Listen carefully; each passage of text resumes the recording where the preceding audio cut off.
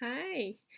So this video is going to be a bit different than my usual about women's hormones and essential oils. I thought I would make a video today. It's the 2nd of March and it is my son Zach's 4th birthday.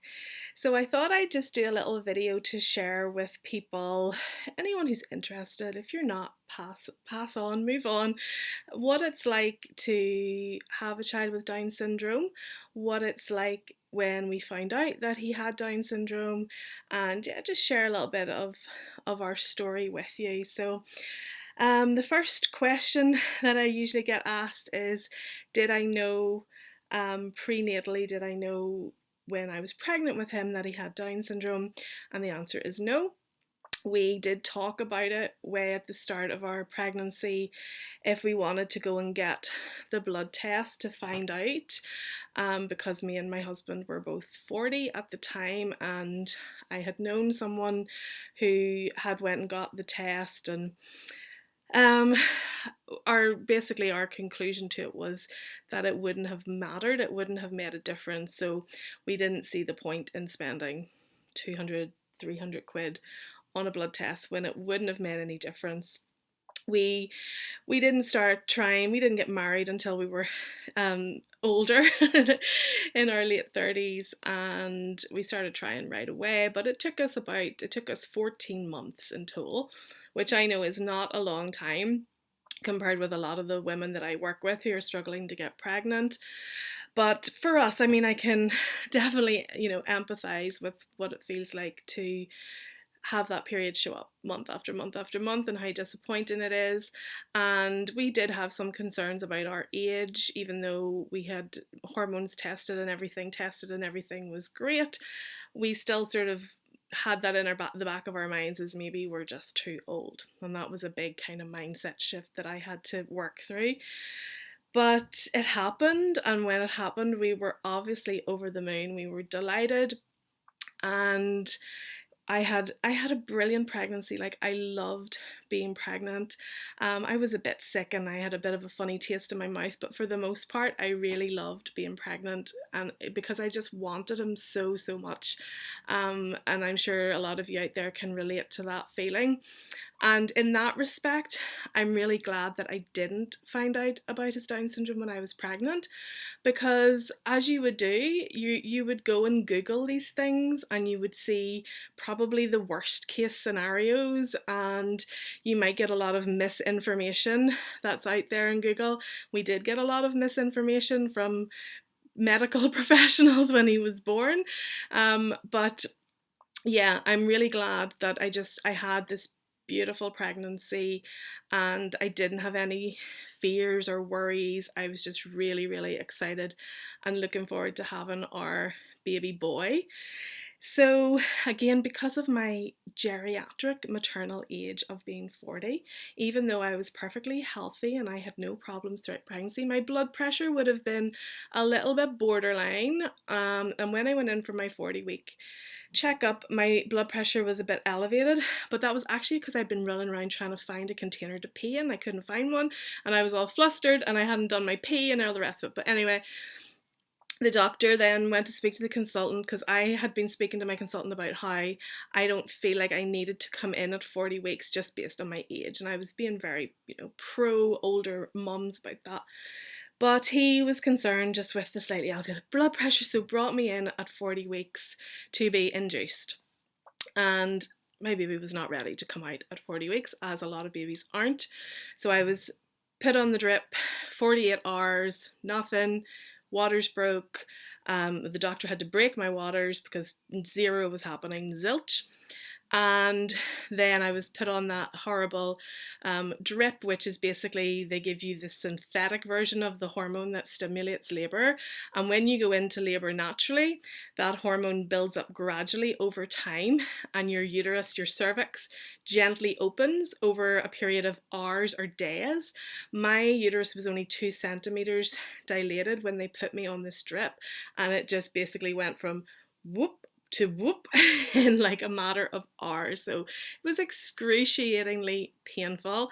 And the problem was then Zach's heart rate kept dropping. So every time I would have one of these horrendous contractions, his heart rate would plummet, my blood pressure would go up, his heart rate would plummet. So they recommended C-section. And as I'm sure any of you that have been in that position, at that point, you just want your baby out. And I was very much for, oh, I'm going to have a natural birth and I'm going to do this and do that. Honestly, when it comes to the point, you want your baby out and in your arms by whatever means necessary. So we went to have the C-section, and everything went as it should have. And then Zack was born, and then I heard a little tiny cry, not much of a cry, and then nothing. Then we didn't see him. He wasn't lifted up to be shown to us like you see in the movies over the drape or anything like that. We didn't see him. We didn't hear him. And I don't know how long it was, but it felt like a really, really long time. So I kept looking at my husband kept looking over to them, and he said this nurse just kept smiling at him and saying, oh, it's okay, he's okay. And we were just going, is he okay? Is he okay? And it was like we weren't getting any answers. And it was very, very frustrating, and it was a really not nice experience because we weren't being told anything. We were just getting this sort of smile from across the room. And I would have appreciated being told right out of the gate because at the end of the day, he was our baby that we wanted so badly. And we basically, what I found out later on was obviously a lot of children with Down syndrome can have heart problems. Now, we are very blessed that Zack does not, and he does not have any health problems whatsoever. But I was told later, not by someone in the hospital, by actually a midwife who was a client of mine, and I was telling her about my experience. And she explained, well, yeah, that's just in case he had a heart condition. They had to keep him over on the resus table, just in case his heart rate would kind of plummet, and they needed to obviously attend to him urgently. But they didn't tell us that. Why didn't they tell us that? Even after the fact, they didn't tell us that. And then I also learned that the nurses, the midwives, aren't allowed to say that they think your child might have Down syndrome. They have to wait for a paediatrician to come to look at the baby, and then it's the paediatrician's job to tell you that they think your child might have Down syndrome, but it's not confirmed, that you need to have blood tests before you get a definite. And again, I later found out about this from a girl I used to work with.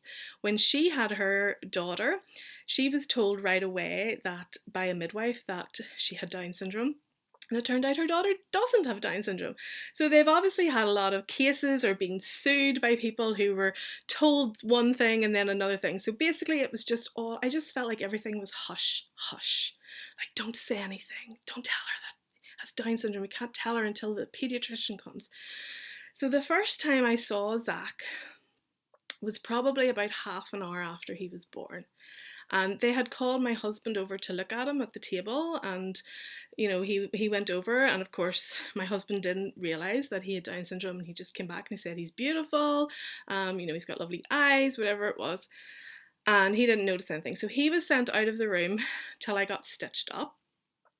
And then a paediatrician, the first time I saw Zack was this young paediatrician girl holding him, and she held him up, and instantly I looked at him and I was like, oh, he has Down syndrome. Instantly I knew. And you know what? I didn't care because I just wanted to hold my baby, and I just wanted to, just as any mother who's just given birth wants to do. And even at that point, she was standing across the room holding him, and I'm just going like, can you bring him over to even like touch my face or something? So anyway, meanwhile, my husband was in the recovery room waiting on me to come down, and I think it was a midwife carried Zack down to him and just stroked his little nose and said to him, we think he has Down syndrome. What do you think about that?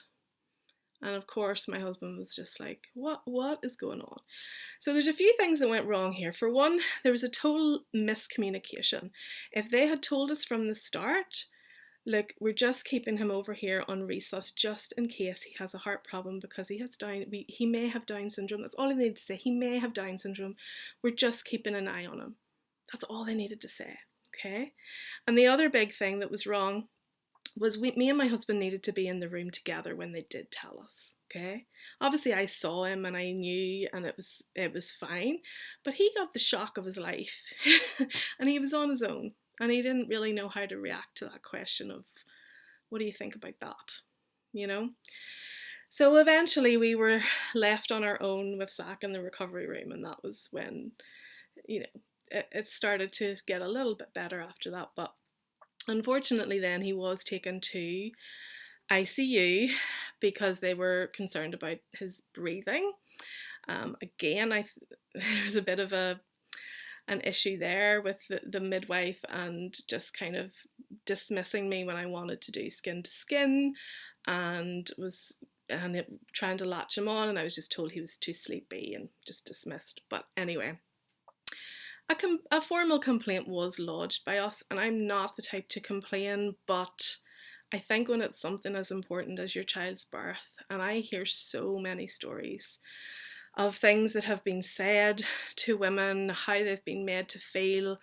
And I get that midwives are busy and they don't have time to spend with women, but we need to complain about it so that the bigwigs of the hospital realise how much pressure that the staff are under. And they also need to learn how to communicate better with people. And definitely when it comes to your child having Down syndrome or possibly other disabilities, I don't know, they need to learn how to communicate that better to the parents, in my opinion. So various other things happened when he was taken to ICU. We went down and he had a feeding tube in. We weren't told he was going to be put a feeding tube in. We were told it's because you want to breastfeed, so we need to put the milk down because you don't have any milk yet. And so I was kind of upstairs in the ward and he was downstairs in ICU. Luckily only for about 4 or 5 days.